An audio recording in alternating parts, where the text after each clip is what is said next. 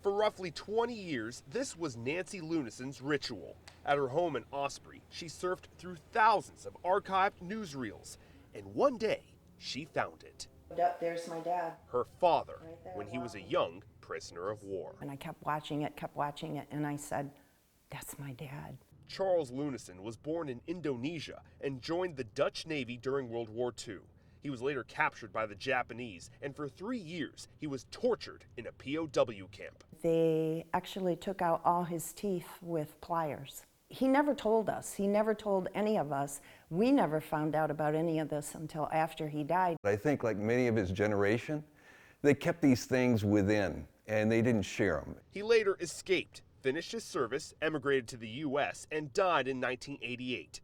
Eventually, his records were lost, and the Dutch government never formally recognized him for his time as a POW. Nancy says her father was happy to leave this horrible experience behind him. He always looked at the positive. He never looked at the negative. That's what he always told us, even when times were bad. But Nancy was determined to get the recognition he rightly deserved. After finding this video, she reached out to historians and officials at the Dutch embassy for help. And finally, this Sunday, a contingent of Dutch officials will posthumously present him with a medal.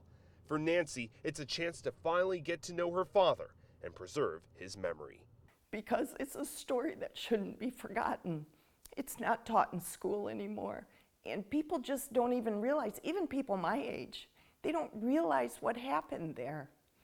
And I want that story to be out there.